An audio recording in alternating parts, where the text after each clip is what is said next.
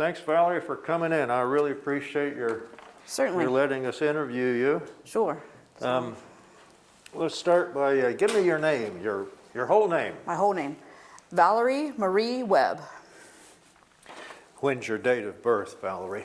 November 26th, 1966. Okay. And where do you live now? I live in Rosemount. Okay. And that's a Portsmouth, Ohio address, isn't it? Yes. Okay. And prior to that, where were you? I lived in town in Portsmouth prior to that for a few years, and I've lived here, I lived in this area altogether for 18 years now. Okay. Where were you born then? I was born in Columbus. Okay. And the library likes to get a little family tree-like information from you. So what were your parents' names? My dad is Harry Webb, and my mother was Ellen Marie Logan Webb. Okay. Logan was her maiden name? Logan was her maiden name. Okay.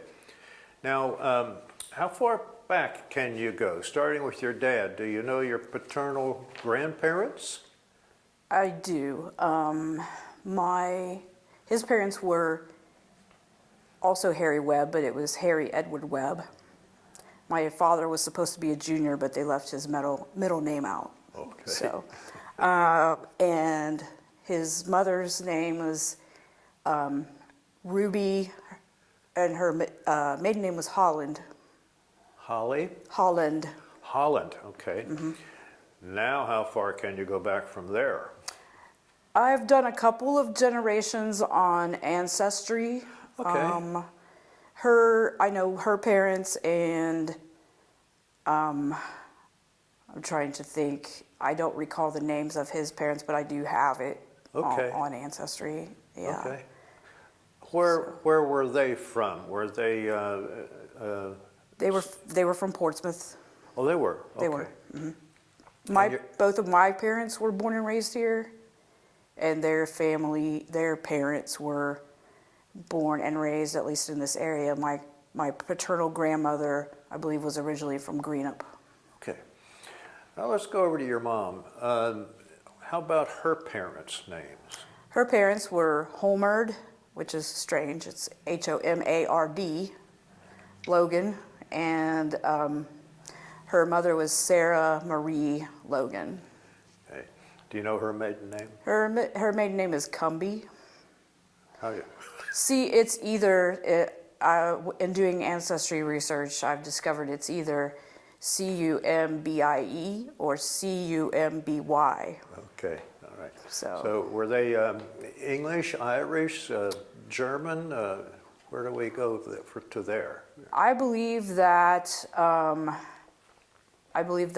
the paternal line, I believe that's English. I'm sorry, on her father's line, I believe that's English, and I believe her mother's line is possibly Welsh. Okay, interesting. Now, did you have any brothers and do you have any siblings? I have one. I have a brother. Okay, what's his name? Gary Edward Webb. Okay. Now, is he married and children, or what's his? He is not married. He does have two daughters and one son. Okay.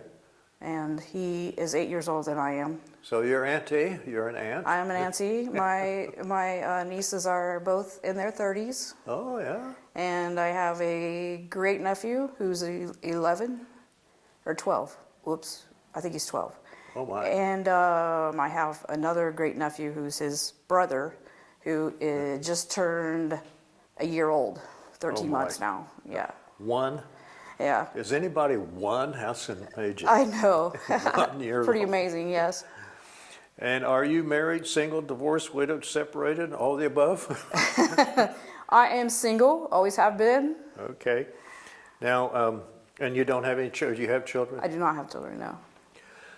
What's your occupation right now? I'm an attorney. You are an attorney? Yeah. And where did you graduate from high school?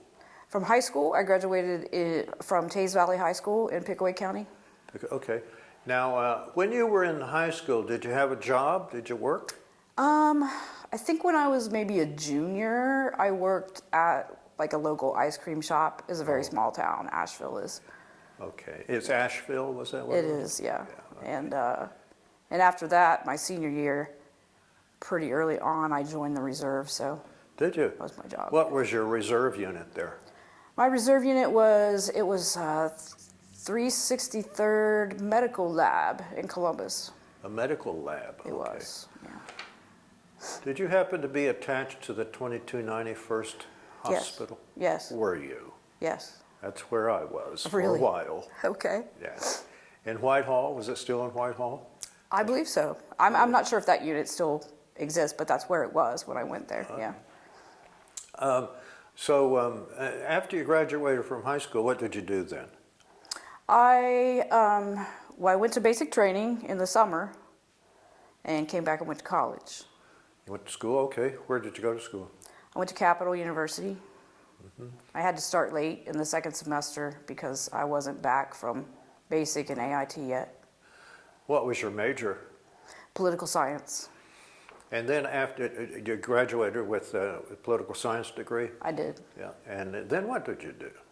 I actually went on active duty. I was commissioned as a second lieutenant. I had an ROTC scholarship for my last 2 years of college, so I went on active duty. What was your MOS? My branch was ordnance. Ordnance. Okay. Yeah, Is that what you stayed with during the whole time? Or? I did. I went for my officer basic course, I went to Redstone Arsenal, Alabama, Okay. and learned a lot of things about ammunition. About bombs and grenades all and sorts of things. ammunition. Everything that you can. So you're on Imagine. active duty then? Yes. Okay. Yes.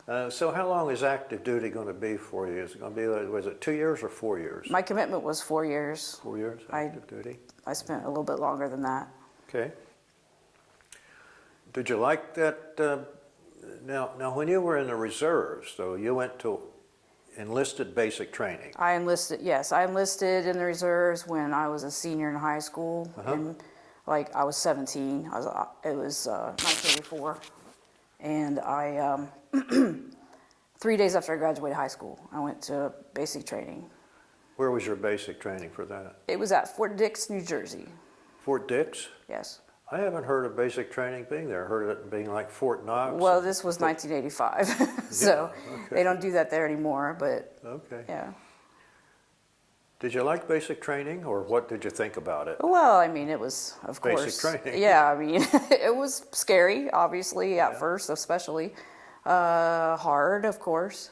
Did have some good times, met some good people, you know. How many females were in your unit? We were all, my company was all female. They didn't mix them. They didn't mix the genders then. So they had male companies and female companies. Okay. So was that 8 weeks? Was that It was, yes. Now, after you did basic training, you're still in the reserves. What was your rank after you got out of basic training? I was, I think it was an E2 then. Okay. So you then went to college.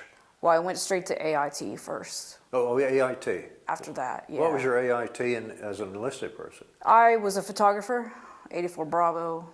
Photographer. Yes. Interesting. Okay. So Where did you go AIT for that?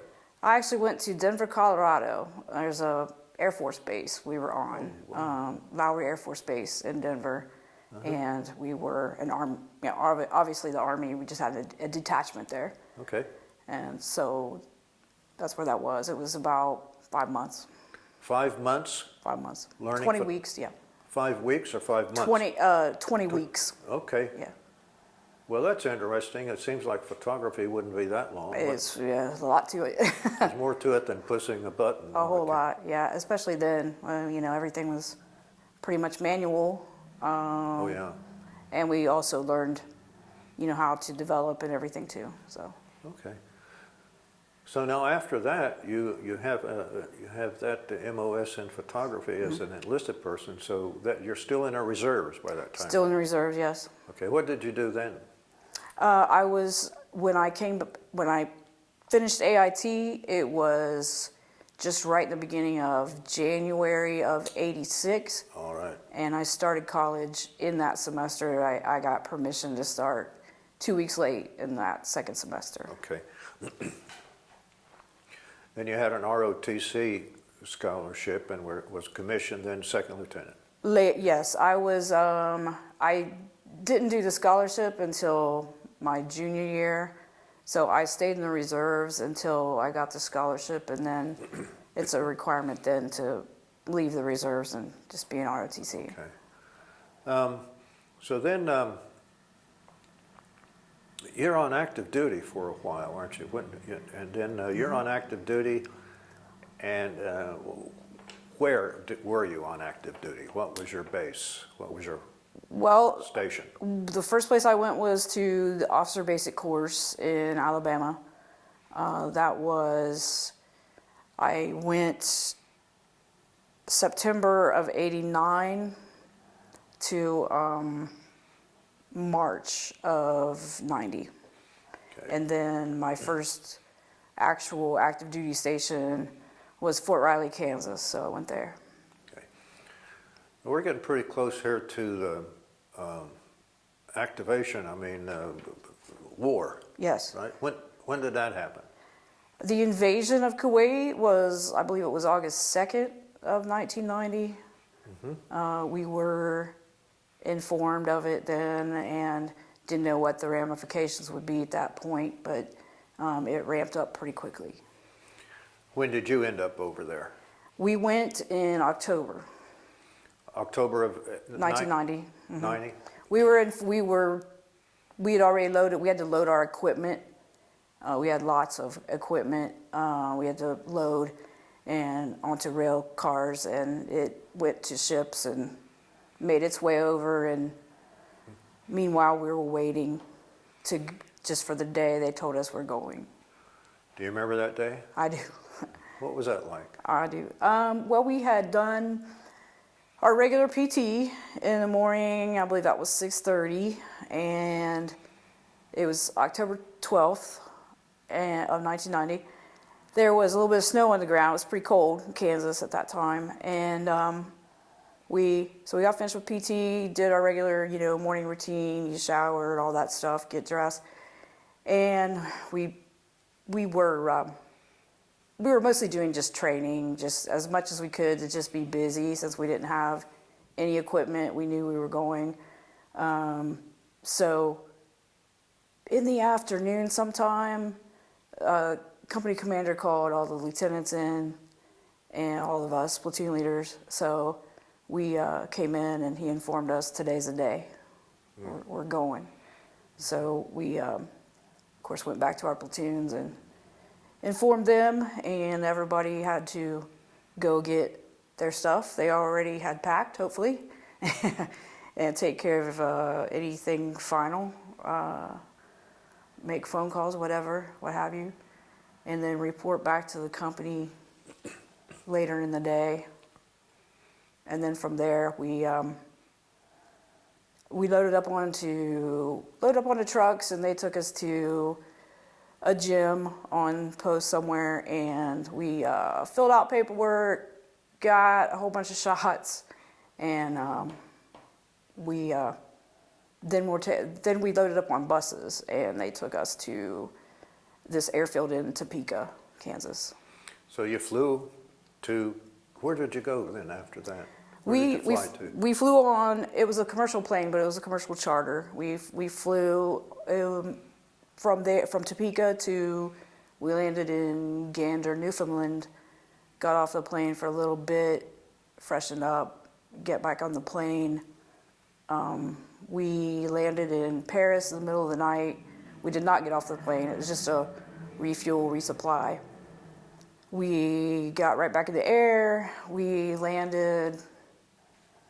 It was daytime when we were flying over Egypt, and we landed in Cairo. And we just landed. We were on the tarmac, sitting there, just, I guess, getting last minute supplies, So then we flew to Saudi Arabia. We landed in Dhahran.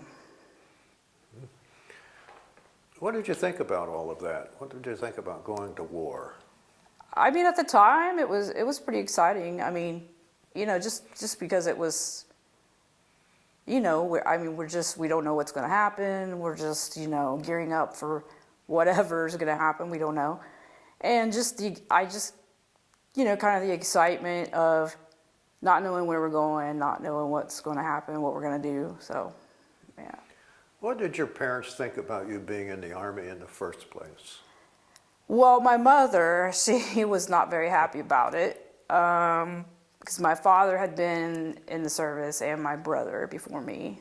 Okay. They were both in the Navy, but so she didn't want people to, you know, she didn't want to have that same experience of, you know, her child going away. Yeah, so she was pretty, not dead set against it, but just, you know, she wished I wouldn't do it.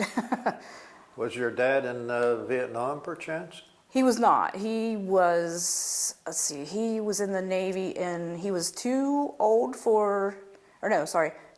for Korea, too old for Vietnam. So he was 57. Mm-hmm. Your brother, how about him? What did he was in the Navy too, you said? He was in the Navy. He enlisted in the Navy in, I think it was 79 or 80. I see. Okay. Well, now here you are in Kuwait. Saudi Arabia, actually. We never went to. Actually in we didn't- Saudi Arabia. Yeah, we didn't go to Kuwait. Yeah. My son was in Kuwait, and he said it's very hot. Mm-hmm. As soon as you got off the plane, it's like being hit with a sledgehammer. It was 105 105. when we got off the plane. So So how long were you in Saudi Arabia? we were there altogether 6 months.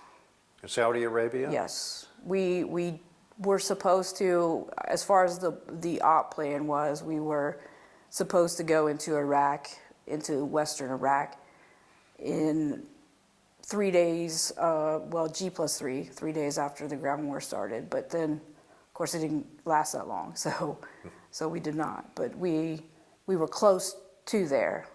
Mm-hmm. Did you supply them with ordnance and We did. all that stuff? Yes, we did. Originally we were pretty far south of Iraq, and we were just basically out in the desert by ourselves, you know, our own company, and we were part of a core support command. So we were by ourselves, and we set up ammunition supply point there, thousands of tons of ammunition on the ground. And What was your job specifically at that time? well, oddly enough, even though I was trained for ammunition, and I was in an ammunition company, at the time that I came into the unit, there were not any platoon leader openings in the ammunition supply platoons. So, but there was an opening in the maintenance platoon. So I ended up, my first platoon was a maintenance platoon. It was 50 men, truck drivers and mechanics. And I was in charge of the motor pool, all the maintenance and movement operations. Did you ever transition to a munitions platoon? When we returned from Saudi Arabia, a couple months after that, I changed over to an ammunition supply platoon. Yeah. How long were you in the service altogether? I was, let's see, when I was enlisted in the reserves, that was probably 2 years, and then active duty was almost 6. And then when I got out, I still had a reserve commitment. So I was in a unit for another couple of years, and then I was just in the individual ready reserve. Then that's probably about 10 years or something. About 10 years, yeah. Okay. When you were in Saudi Arabia, you were by yourself, you said your unit was pretty much isolated. Yes. You didn't get an opportunity to mix among the population or anything like that? Well, we did at first, because we didn't move out to the desert at first because we had to wait for our equipment to get there on a ship. So we were living in a tent city, outside of Dhahran for probably a month, maybe 3 weeks, possibly. And I had gone out, since I was a maintenance officer, I had gone out to where the piers are, to where the port is, to wait, for the ship. So there was like a little detachment of us that stayed out. We just made up our own little tent city out on the pier. So, and, waited for the equipment to come, so. So when you came back to the United States, where were you stationed then? We came back to Fort Riley. Fort Riley? And did you stay at Fort Riley then for the entire rest of your commitment? No, I was there for a couple of years, and then I wanted to go to Korea, so I called my assignment officer people in Washington and asked if I could go to Korea, and so they said yes, of course, and so I went there in January '93. In Korea? Yes. I was there from January of '93 to January of '94. Quite a difference in Korea and Saudi Arabia, isn't Yes, quite a difference, yes. there? My son was in Korea too. Mm-hmm. He loved Korea. I loved it too, yeah, I did. But he didn't like Kuwait. Yeah, no, it's a big difference, staying in a tent for 6 months is a lot different than, Where were you stationed in Korea? I was stationed at Camp Humphreys, which now is a huge place, I understand, but at that time it was just a small post. Is that close to Camp Stanley? No, it's probably about 2 hours south of Seoul. Oh, okay. So the town that it's outside of is called Pyeongtaek. So you were able to take leave and go into and mix with the population and Yeah, that sort of thing? Well, I didn't take any leave, but we would go out in the town. Outside the gate, we'd go out. During the week or weekends or whatever, just pretty much hang out. Bars, occasional restaurant, whatever. Just the nightlife. Did you get up to the DMZ and all that? I never did, and I wish that I had done that. I had one opportunity to go there, but for some reason, I didn't do it, and, I really wish I would have. You're still in ordnance though, right? Is that correct? Yes, but I was actually yes and no, I guess. That was still my assigned branch and everything. But no, I was actually in an aviation maintenance battalion.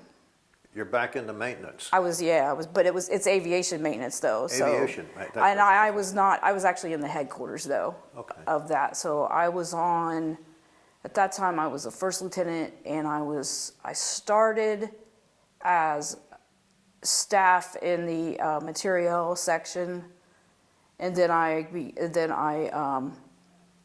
applied to be the S1, and so I got that position. So I spent the rest of the time as the battalion S1. What is S1? S1 is sort of like human resources for the civilian world. You had to keep track of everyone coming and going, which is a lot in Korea because people come, you have a year tour essentially.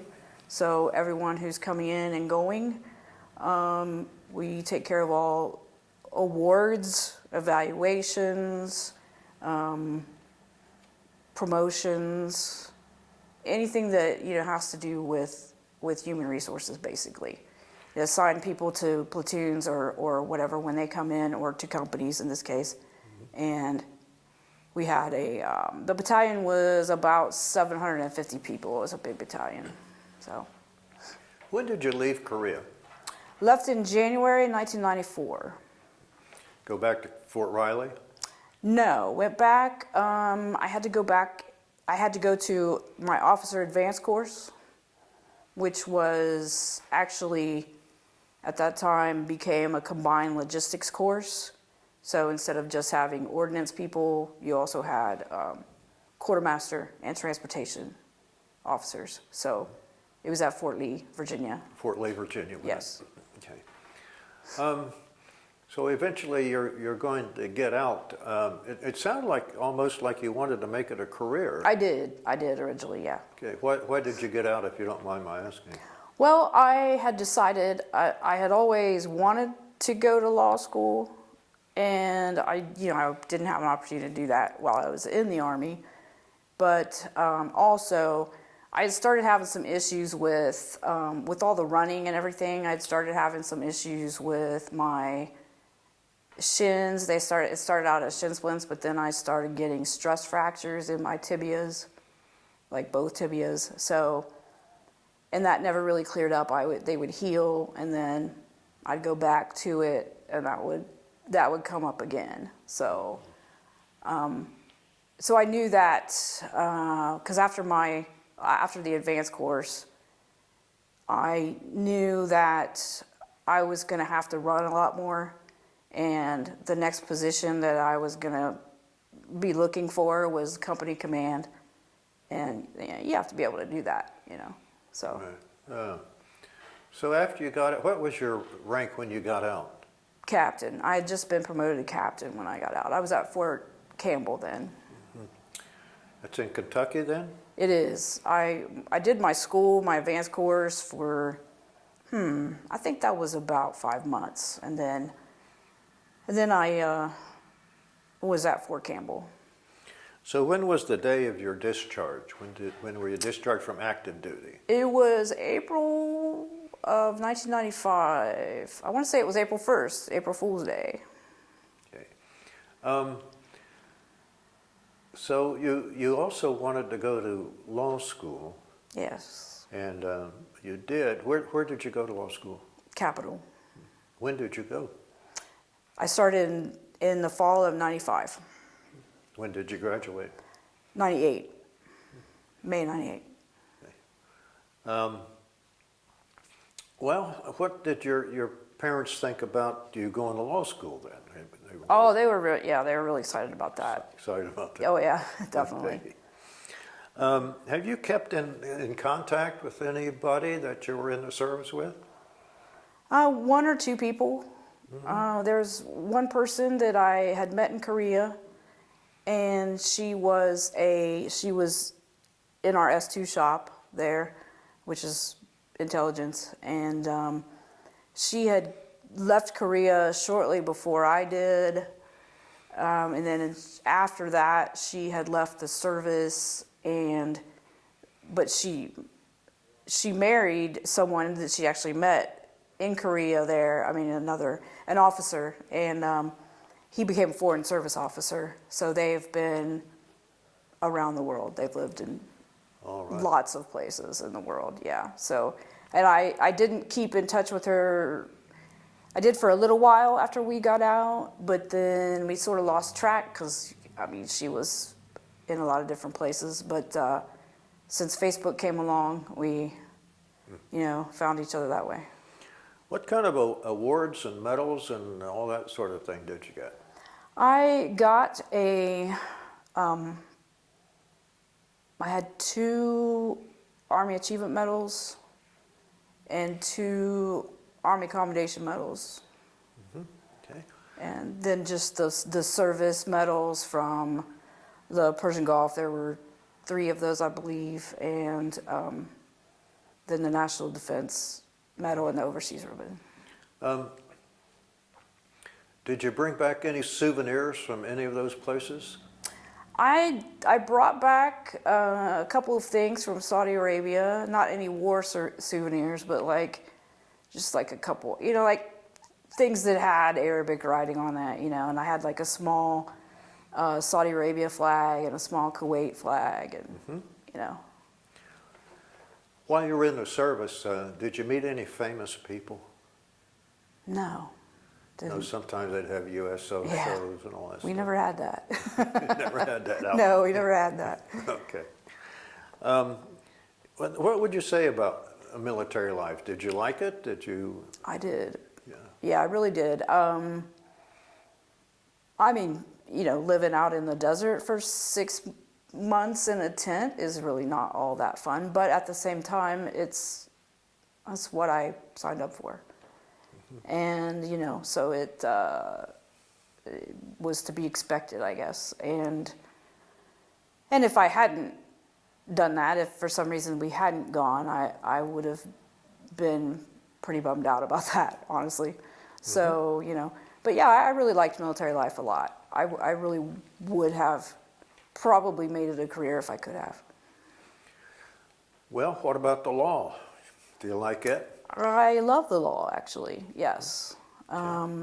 It's always, well, sometimes it feels routine, but then there's always some different issues that come up, and, it can get pretty interesting at times. So, Right. and certainly the people that you deal with can get pretty interesting at times, too, so. Is there anything else you'd like to add? I always find that when I'm finished with an interview, I say, gosh, I wish I'd have said that. Right, well, let's see. What's the oddest experience you had in the service? An odd experience. An odd experience. Well, I don't know if this qualifies as odd, but it did to me at the time. I had not been in Korea very long, and we had to go out in the field, and and it was like February. It was so cold, and I don't think I've ever been that cold, pretty much. So, but for some reason, the section that I was with, we got out to the site first, but we didn't know exactly where we were supposed to set up because we weren't supposed to be there first. So, and we had to talk to the local officials in the town that was there, the village, basically. And so here I am trying to talk to this, Korean man, who's a, local government official, and, we don't speak any of the other's language, at all. So we're trying to figure this out, and I have, fortunately, I happen to have a Korean soldier who was attached to our unit, and but he wasn't very good with English. So, he was better than, the person that I was trying to communicate with, but not very much better. So it just was kind of a comedy of errors, just something interesting, Okay. But, yeah. What was the best experience you ever had in the service? Something that just stands out. You like being in the military overall, but is there something that just stands out in your mind that? Yeah, I would say when we were in Saudi Arabia, we had to, we were out by ourselves for quite a while. But then when the air war started, we knew that the ground war was going to start very soon, because that's when all of the units were coming to get all of this ammunition. So it was like 24/7 for a couple weeks. And after that, we knew we were going to move up into the northwest part of Saudi Arabia, close to Iraq. So we had to do this convoy, and there's only really one road that goes that way. So everybody had to be on it at the same time, all the units. And we had about 100 vehicles in our unit, and I was the planner I was the person who planned the convoy, set it all up, not for the entire, but for our unit, so the 100 vehicles that we had going.